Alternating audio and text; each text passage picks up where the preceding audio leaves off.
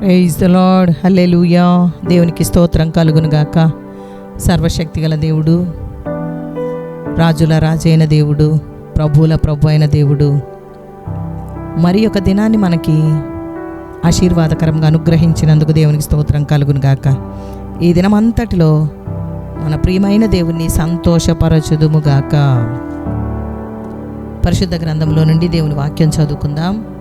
నహూము గ్రంథం 1వ అధ్యాయము 6వ వచనం నుండి 13వ వచనం వరకు నేను చదువుతాను. శ్రద్ధగా వినండి. ఆయన ఉగ్రతను సహింపగలవాడెవడు? ఆయన కోపాగ్ని ఎదుట నిలవగలవాడెవడు? ఆయన కోపము అగ్నివలే పారును. ఆయన కొండలను కొట్టగా అవి బద్దలగును. యెహోవా ఉత్తముడు, శ్రమదినమందు ఆయన ఆశ్రయదుర్గము. తన యందు నమ్మిక ఉంచు వారిని ఆయన ఎరుగును. ప్రళయ జలము వలె ఆయన ఆ పురస్థానమును నిర్మూలము చేయును. తన శత్రువులు అంధకారంలో దిగు వరకు ఆయన వారిని తరుమును. యెహోవాను గూర్చి మీ దురాలోచన ఏమి? బాధ రెండవ మారు రాకుండా ఆయన బొత్తిగా దానిని నివారణ చేయును. ముండ్ల కంపవలే శత్రువులు కూడినను వారు ద్రాక్షారసము త్రాగి మత్తులైనను ఎండిపోయిన చెత్త వలె కాలిపోదురు. నీనివే యెహోవా మీద దురాలోచన చేసి వ్యర్థమైన వాటిని బోధించిన వాడొకడు నీలో నుండి బయలుదేరి ఉన్నాడు. యెహోవా సెలవిచ్చినది ఏమనగా, వారు విస్తార జనమై పూర్ణ బలము కలిగి ఉన్నను కోతయందైనట్లు వారు కోయబడి నిర్మూలమగుదురు. నేను నిన్ను బాధపరిచితిని, నేను నిన్నిక బాధపెట్టను. వారి కాడి మ్రాను నీ మీద ఇక మోపకుండా నేను దాన్ని విరగగొట్టుదును. వారి కట్లను నేను తెంపుదును. దేవుడు తాను సృష్టించిన సృష్టి కంటే మించిన దేవుడుగా, సృష్టించిన వాటికంటే అత్యధికుడుగా ఉన్నాడు. ఆయనే సృష్టికర్త. పైన చదవబడిన వాక్యములో కొందరు దేవుని కృపను చేజేతులా తిరస్కరించేవారు ఉన్నారు. అలాంటి వాడు యోనా. దేవుడు యోనాతో, నినివే పట్టణమునకు పోయి, ఈ పట్టణస్థుల దోషము నా దృష్టికి ఘోరంగా ఉంది, దానికి దుర్గతి కలుగుతుంది గనుక నీవు దేవుడు చెప్పిన మాటగా ప్రకటించమని దేవుడే చెప్పాడు. యోనా దేవుడు చెప్పిన మాటకు భయభక్తులతో నినివేకు పోయి ప్రకటించవలసినది. అయితే ఆయన చెప్పింది నినివే, యోనా వెళ్ళింది తర్షీషు అనే ఇంకొక పట్టణమునకు. యెహోవా సన్నిధిలో నిలువక ఓడవారితో కూడా ఓడ ఎక్కెను. తర్షీషు ఓడ ఎక్కెను. దేవుని కృపకు నినివే ప్రజలను అప్పగించాలి. వారికి దేవుని మాట ప్రకటించాలి. తాను చేయవలసిన దేవుని పని చేయకుండా కృపకు తాను దూరమై దారి తప్పెను. రానున్న దేవుని అంత్య తీర్పునకు ముందుగా ప్రకటించేందుకు ఎన్నుకోబడ్డాడు నహూము. తన సృష్టిపై సర్వాధిపత్యము, దేవుని సర్వశక్తి, సర్వజ్ఞానము దేవునిదే అని నహూము తేటగా ఆయన గుణలక్షణములను తెలియజేయుచున్నాడు. ఆయన ఉగ్రతను సహింపగలవాడెవడు? ఆయనకు ఎవరు ఎదురు నిలవలేరు. ఆయన ఉద్దేశాలను ఎవరూ భగ్నం చేయలేరు అని ఆయన గుణలక్షణములను తెలుపుతున్నాడు నహూము. ఆయన అన్నిటినీ తెలుసుకోగలడు. దేవునికి విరోధముగా కుట్రలు పన్నేవారిని నహూము ఎగతాళి చేస్తున్నాడు. యెహోవాను గూర్చి మీ దురాలోచన ఏమి? ఒక పన్నాగం పన్ని మరేదైనా చేసి దేవుణ్ణి మోసపుచ్చి తమ పరిస్థితిని ఆయన నుండి దాచిపెడదామని చూచేవారి బుద్ధిహీనతను నహూము చూపిస్తున్నాడు. భవిష్యత్తు వర్తమానాలతో కూడా ఆయనకు అన్నీ తెలుసు. ఈ వాక్య భాగం ద్వారా అన్ని పరిస్థితుల్లోనూ దేవుని సన్నిధి ఉంటుందన్న విషయం మనం గుర్తించాలి. అది తీర్పు సంబంధమైనదా లేక ఆయన నమ్ముకున్న వారిని రక్షించడము విషయంలోనైనా ఉండొచ్చు. దేవుని సృష్టి రకరకములుగా ఉన్నప్పటికీ దేవుడు అంతటా ఉంటాడు. దేవుడు సృష్టిలో లీనమై ఉండడు. కొందరు దేవుడు ఎక్కడో దూరాన ఉన్నాడని, మనం అనుదినము చేసే పనులను పట్టించుకోడని భావిస్తారు. అనుదినము దేవుని వాక్యముతో దేవుని ప్రజలు, సంఘాలు ఏకరీతిగా ఆయనను మ్రొక్కి ఆరాధించాలి. దేవుడు ఎల్లప్పుడూ మనతోనే ఉంటాడు. ఆయన గొప్పతనాన్ని బట్టి ఆయనను స్తుతించి మన జీవితాల్లో ఆయన సన్నిధిని, సమాధానమును కలిగి ఉందుముగాక. యెహోవా ఉత్తముడు, శ్రమదినమందు నమ్మిక ఉంచు వారిని ఆయన ఎరుగును. జగత్తును అందలి సమస్తమును నిర్మించిన దేవుడు తానే ఆకాశమునకును భూమికిని ప్రభు అయి ఉన్నందున హస్తకృతములైన ఆలయంలో నివసింపడు. నీవు ఇతనితో సమానుడవని మీరు నన్నెవనికి సాటి చేయుదురు అని పరిశుద్ధుడు అడుగుచున్నాడు. నా నడకను నా పడకను పరిశీలన చేసి ఉన్నావు. నా చర్యలన్నింటినీ నీవు బాగుగా తెలుసుకొని ఉన్నావు. అందరికీ తండ్రి అయిన దేవుడు ఒక్కడే. ఆయన అందరికీ పైగా ఉన్నవాడు, అందరిలోనూ వ్యాపించి అందరిలోనూ ఉన్నవాడు. యెహోవా నా బలమా, నేను నిన్ను ప్రేమించుచున్నాను. యెహోవా నా శైలము, నా కోట, నన్ను రక్షించువాడు, నా కేడెము, నా రక్షణ శృంగము, నా ఉన్నత దుర్గము, నా దేవుడు, నేను ఆశ్రయించి ఉన్న నా దుర్గము. కీర్తనీయుడని యెహోవాకు నేను మొరపెట్టగా ఆయన నా శత్రువుల చేతిలో నుండి నన్ను రక్షించును.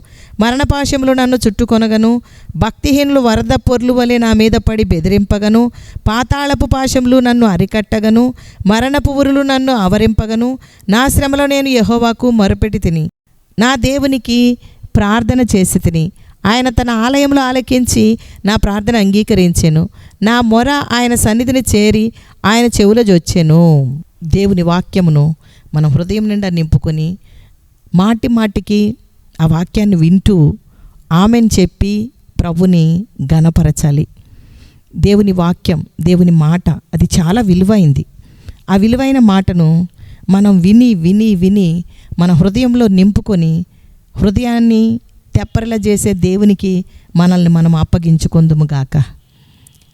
స్తుతియాగం అర్పిద్దాం. వెలుపలికి వెళ్ళినప్పుడు నన్ను దీవించే దేవా నీకు స్తోత్రం. నా ప్రయత్నములన్నిట్లో నన్ను దీవించే దేవా నీకు స్తోత్రం.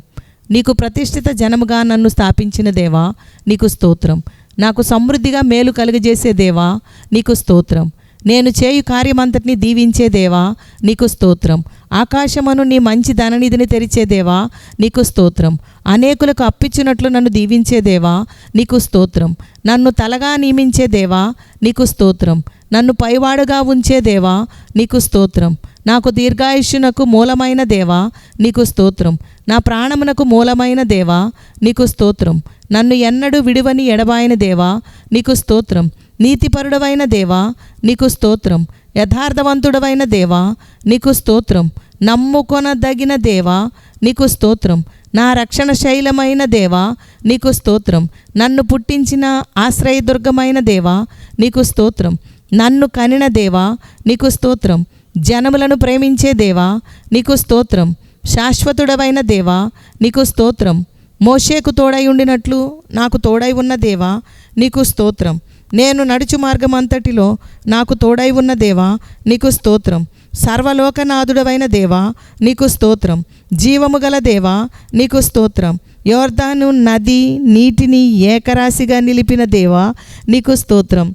రాహాబు ఇంటివారిని రక్షించిన దేవా నీకు స్తోత్రం. యెహోవా సేనాధిపతిగా దూతను పంపిన దేవా నీకు స్తోత్రం. ఎరికో గోడలు పడగొట్టిన దేవా నీకు స్తోత్రం. ఇశ్రాయేలీల దేవా నీకు స్తోత్రం. గిబియోనులో సూర్యుని నిలిపిన దేవా నీకు స్తోత్రం. అయ్యాలోను లోయలో చంద్రుని నిలిపిన దేవా నీకు స్తోత్రం. మాకు స్వాస్థ్యమైన దేవా నీకు స్తోత్రం. మా నిమిత్తము యుద్ధము చేసే దేవా నీకు స్తోత్రం. మేము సేద్యము చేయని దేశాన్ని మాకిచ్చే దేవా నీకు స్తోత్రం. మేము కట్టని పట్టణము మాకిచ్చే దేవా నీకు స్తోత్రం.